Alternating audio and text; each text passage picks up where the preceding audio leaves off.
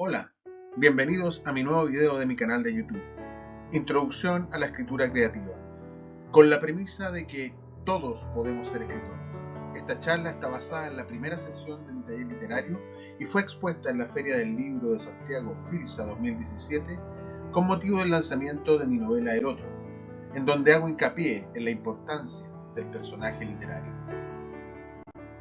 Pero, ¿de qué se trata escribir creativamente? En narrativa se trata de captar con la palabra la atención del lector, entretenerlo, o sea, tenerlo entre nuestras manos mientras tenga el libro abierto, y hacerlo cómplice del personaje, testigo de la historia, para finalmente, casi sin que se dé cuenta, hacerlo ver una verdad, un mensaje, eso que queríamos contarle, y para eso hay varios caminos. Un camino es a través del personaje literario. En este video explicaré la construcción del personaje y cómo desde él podemos llegar a narrar la historia que queremos contar. El relato narrativo, tanto en cuentos como en novelas, se puede reducir a esta frase de tres componentes: alguien al que le sucede algo en algún lugar, la perfecta sincronía entre personaje, trama y ambientación.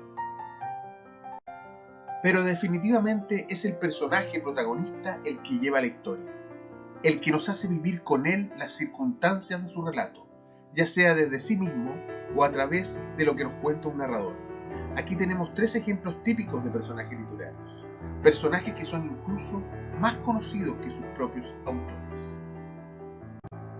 Esto se produce por la excelente construcción de esos personajes que nos parecen casi reales, aunque estén en la más fantasiosa historia, porque de alguna manera compartimos algo de ellos, algo que está más allá de sus apariencias. Uno no alcanza la iluminación fantaseando con la luz, sino haciendo consciente la oscuridad. El psiquiatra y psicoanalista Carl Jung, en sus estudios de la psicología del ser humano, definió los conceptos de máscara y sombra, como explicación a la faceta exterior e interior de la personalidad. Y aunque esta definición se hizo para fines terapéuticos, puede ser muy valioso a la hora de componer nuestros personajes, de hacerlos vivos, convincentes y originales. Máscara es todo aquello que se define en nuestra apariencia, nuestras características físicas, la forma en cómo nos vestimos, cómo hablamos, los roles sociales que desempeñamos, el oficio que tenemos, nuestra forma de ser visibles. Pero eso es solo una parte, es lo que todos pueden reconocer a simple vista. Sin embargo, hay mucho más. Por su parte, sombra es aquello que está en nuestro mundo interior, en nuestra intimidad, nuestros pensamientos y sentimientos que nos externalizamos, al menos no siempre, nuestros sueños, nuestros miedos, las obsesiones, los traumas, lo que de alguna forma no dejamos ver, excepto a personas muy cercanas y con restricciones, pero que sin embargo salen a la luz a través de actos fallidos, ataques de ira o descontrol, tics o incluso ironías de nuestro hablar. Un claro ejemplo literario de esto es Dr. Jekyll y Mr. Hyde, de Louise Stevenson. También lo podemos ver en El retrato de Dorian Gray, de Oscar Wilde. Un hombre honorable, eximio médico, con un monstruo en su oscuridad. Pero esto es algo llevado al extremo, porque todas las personas tenemos máscaras y sombra, y no necesariamente somos perversos. Don Quijote es un ejemplo más noble. Para no ser vulnerables con aquello más sensibles, nos ponemos una coraza, una armadura que nos protege, una máscara desde la cual hablamos. Sin embargo, todo aquello que pertenece a la sombra puede salir de la máscara a través de tics, de comentarios, torpezas, actos fallidos y reacciones involuntarias, tal cual le pasa a nuestro caballero andante. Así entonces, estos conocimientos de la personalidad que Jung describió, podemos usarlos para crear nuestros personajes o incluso para verlos en la vida real, pues en literatura no todo es creación, sino más bien adaptación de personas que pudimos o podemos conocer.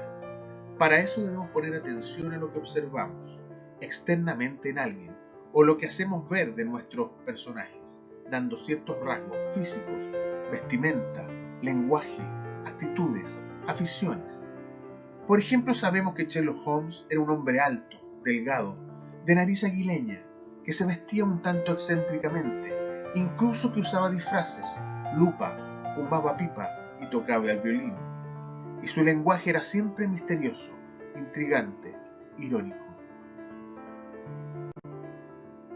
Pero a su vez, debemos ser capaces de insinuar las sombras de nuestros protagonistas, de velarlas sutilmente, hacer notar ciertos rasgos psicológicos, estados de ánimo, para ir componiendo la contraluz, la otra cara, sus motivaciones profundas y también aquello que los atormenta, lo vulnerable.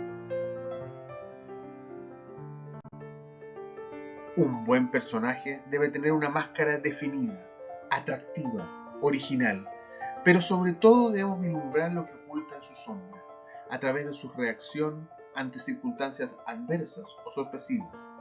Los personajes literarios son protagonistas de las historias que queremos contar, y como tales deben ser retratados desde su apariencia de una manera que nos seduzcan y a la vez hacernos entrar hasta sus profundidades, en donde siempre encontraremos un reflejo de nosotros mismos. Así han sido construidos los grandes personajes de la literatura: Hamlet, Drácula, Frankenstein, Don Quijote, Caperucita Roja, Robin Hood, Romeo y Julieta, El Principito, Sherlock Holmes, hasta nuestro recordado Papelucho, todos los cuales podemos reconocer fácilmente viendo una imagen, porque ya está en nuestro inconsciente colectivo cultural, porque representan temas humanos como el amor, los ideales, el miedo, la búsqueda de la verdad, la travesía del héroe, la trascendencia ante la muerte y tantos otros. Y siempre a los escritores nos preguntan: ¿de dónde sacamos los personajes? La respuesta es fácil, creo habérselas respondido ya: de la vida misma, de los que conocemos, amigos, familiares, de los que vemos en la calle y sobre todo desde nosotros mismos, con nuestras máscaras y sombras. Solo hay que saber observar y reconocerse. ¿Y qué vamos a contar?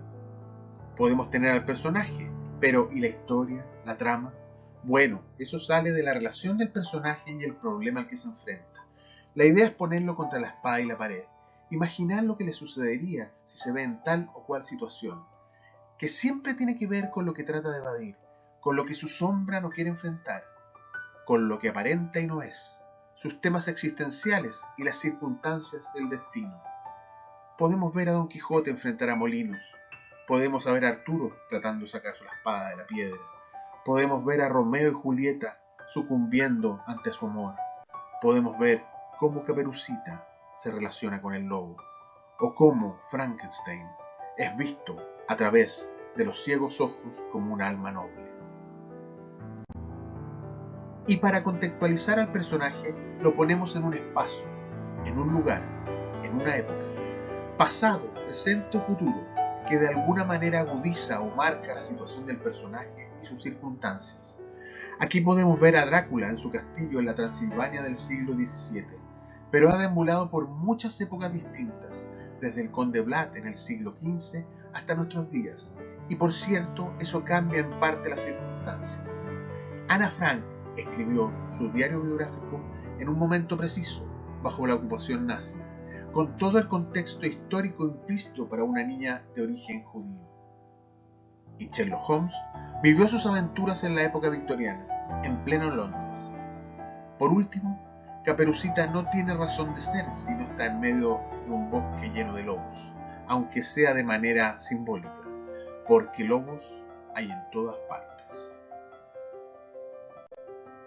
Finalmente, hay que pensar que hemos construido al personaje para contar una historia, una verdad que se quiere revelar al lector, una idea que queremos transmitir porque nos parece relevante, al tiempo que entendemos la mente y emocionamos el corazón de nuestro público. Mientras se entretiene al lector, lo hacemos pensar, sentir, reflexionar acerca del contenido de nuestra historia, de los dobleces, de las sutilezas, de las paradojas de los temas tratados y sobre todo de la fina conexión que puede tener con su propia existencia. Ahora les plantearé un simple ejercicio de construcción de personaje.